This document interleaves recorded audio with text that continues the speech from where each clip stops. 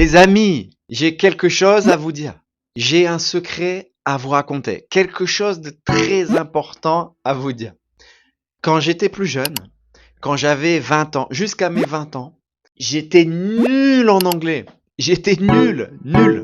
Quand j'avais 20 ans, jusqu'à mes 20 ans, je ne parlais pas du tout anglais. Presque pas anglais. J'étais nul en langue en général. Jusqu'à mes 20 ans, je ne m'intéressais pas aux langues. Et c'est très bizarre. Je trouve ça très bizarre, car maintenant, je suis passionné de langue. J'adore apprendre les langues. Je suis une personne qui adore apprendre les langues. Mais quand j'étais jeune, je ne m'intéressais pas du tout aux langues. J'avais aucun intérêt dans les langues. Je m'en fichais complètement des langues. À l'école, j'étudiais l'italien et j'étudiais l'anglais. Et j'étais mauvais en italien et j'étais mauvais en anglais.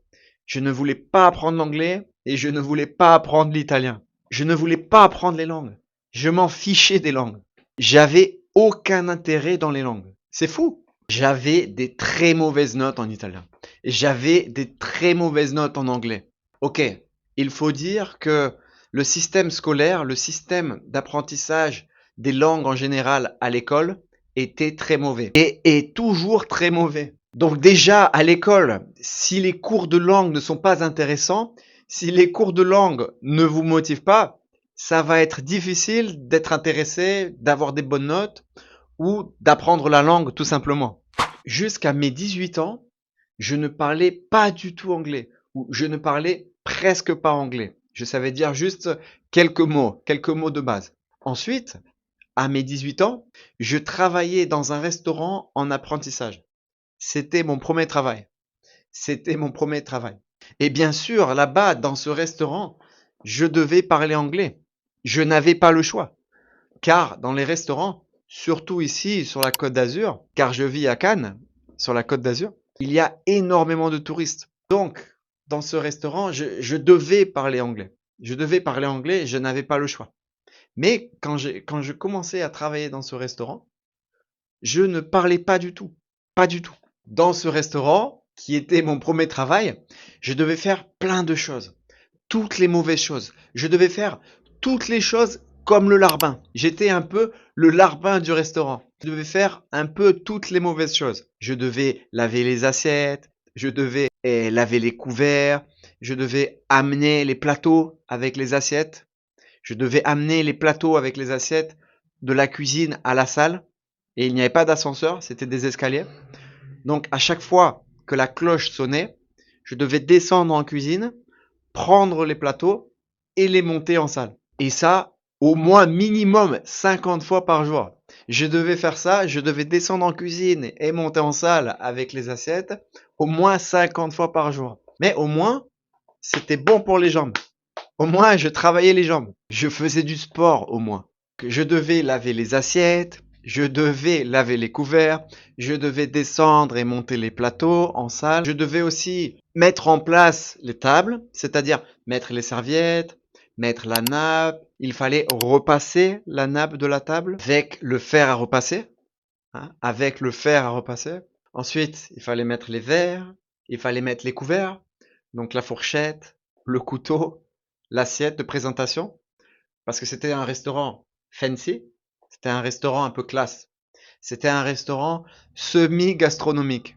Il y avait une présentation très classique.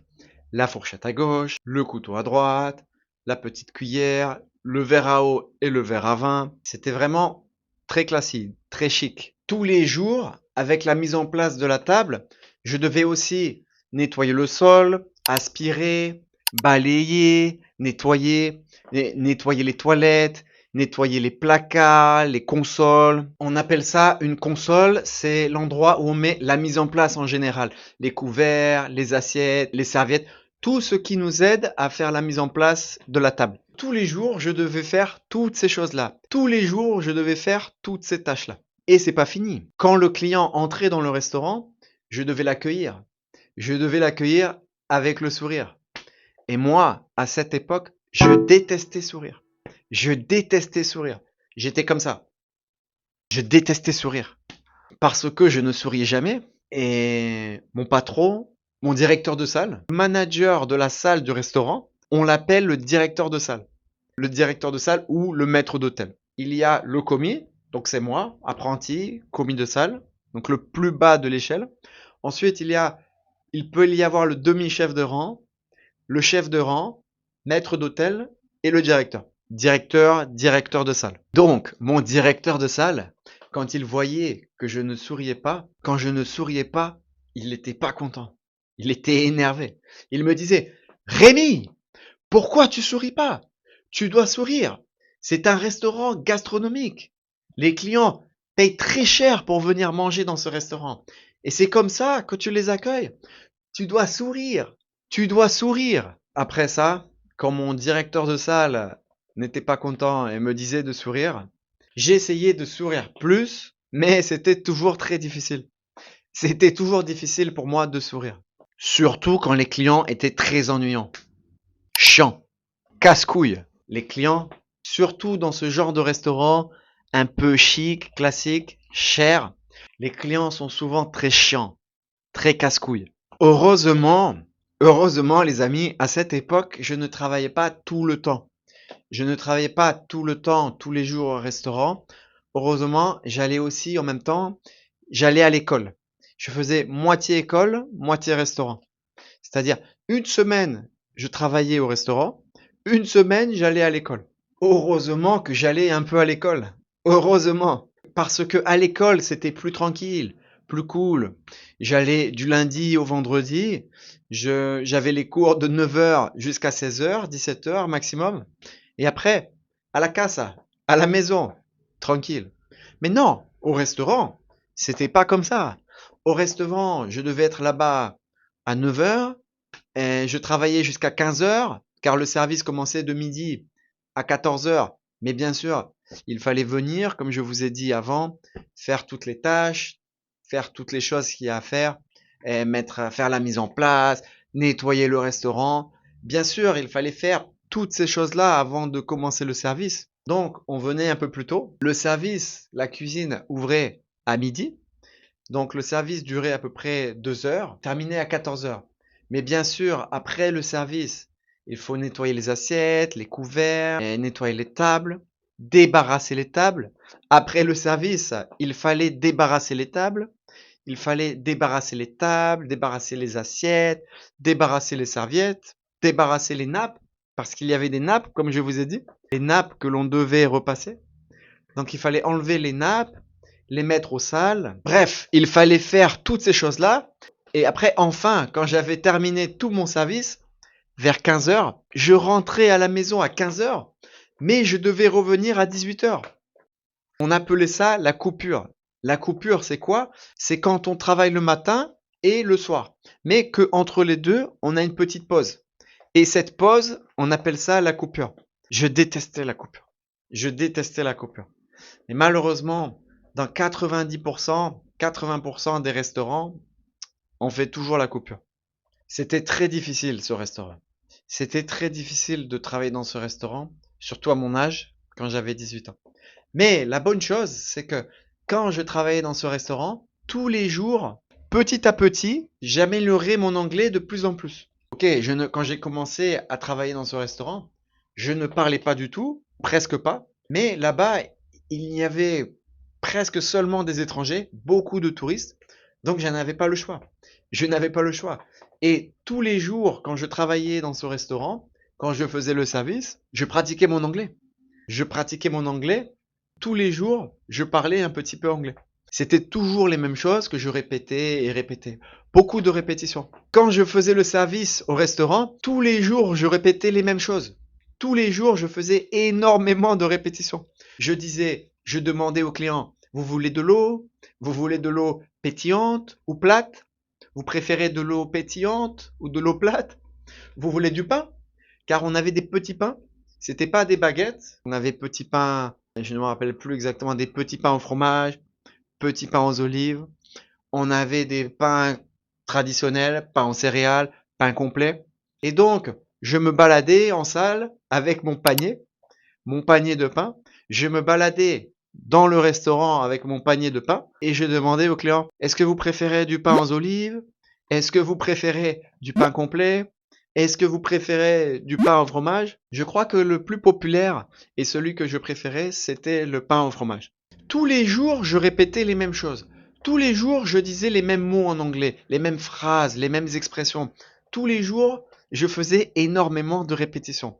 Tous les jours, je pratiquais mon anglais. Et un jour, je me suis dit, waouh, mais je parle anglais. Ok, à l'époque, je parlais anglais toujours mal, toujours très mal, mais je parlais. Même si c'était difficile, le restaurant me donnait beaucoup de motivation. Le restaurant me donnait beaucoup de motivation pour apprendre, pratiquer et améliorer mon anglais. Et mon directeur de salle aussi, car il parlait plusieurs langues. À chaque fois que je l'entendais parler les langues qu'il parlait, l'allemand, l'espagnol, l'italien, le portugais, l'anglais, à chaque fois que je l'entendais parler ces langues, ça me motivait énormément. Je me disais, waouh, j'ai envie de parler toutes ces langues, comme lui. J'ai envie d'être comme lui. Il me donnait vraiment beaucoup de motivation. Et bien sûr, à cette époque, l'anglais en particulier. Et ce qui était très difficile aussi, ce qui était vraiment difficile dans ce restaurant, c'était les congrès. C'était les congrès. Les congrès, c'était chiant. C'était horrible. Pendant les congrès, c'était vraiment difficile de travailler dans ce restaurant. Les congrès, c'est quoi? Les congrès, c'est des événements business où les hommes d'affaires viennent. C'est des événements business internationaux avec des hommes d'affaires, des businessmen. Et ces hommes d'affaires, ils viennent pour le travail, pour l'entreprise, pour signer des contrats. Et il y avait des congrès très souvent. Il y a des congrès d'immobilier, il y a des congrès de golf, il y a des congrès d'audiovisuel, films, séries télé. Il y a énormément de congrès. Il y avait des congrès de à peu près tout. Et c'était très chiant. Je détestais les congrès. Pourquoi? Pourquoi je détestais les congrès? Je détestais les congrès parce que à chaque fois qu'il y avait un congrès, le restaurant était plein. Toute la semaine. Les congrès en général duraient entre 3 et 5 jours. Et tous les jours, le restaurant était plein. Alors, mon patron était très content. Moi, je détestais ça. Moi, j'étais pas content. Moi, j'étais très content quand le restaurant était vide. J'étais très content quand le restaurant était vide parce que mon salaire ne changeait pas. Si le restaurant était plein ou si le restaurant était vide, mon salaire ne changeait pas. À la fin, mon salaire, c'était le même. Moi, j'adorais quand il y avait personne dans le restaurant, quand le restaurant était vide. Aussi, mon directeur de salle se moquait tout le temps de mon anglais. Tout le temps. Un jour, je parlais avec un client en anglais, bien sûr avec un niveau horrible. J'ai essayé de parler le mieux que je pouvais avec lui. Bien sûr, c'était horrible, mais je parlais un peu avec ce client en anglais. À la fin du dîner, le client a dit que je parlais très bien français. En gros, pour résumer, ça veut dire que je parlais très très mal anglais. Quand j'avais 18 ans, je ne parlais pas anglais. Maintenant, je parle anglais presque tous les jours. Pour le travail, avec ma femme, avec mes étudiants. Donc, ce n'est pas parce que vous avez 20 ans, 30 ans, 40 ans, 60 ans que vous ne parlez pas très bien français maintenant, que dans le futur, vous ne parlerez pas très bien français. C'est tout pour cette petite histoire. J'espère que cette vidéo vous a bien aidé à pratiquer l'imparfait et que maintenant, ça va être beaucoup plus facile pour vous de l'utiliser quand vous parlez. Comme d'habitude, si vous avez aimé la vidéo, le like, le follow et on se voit très bientôt dans la prochaine vidéo. Ciao!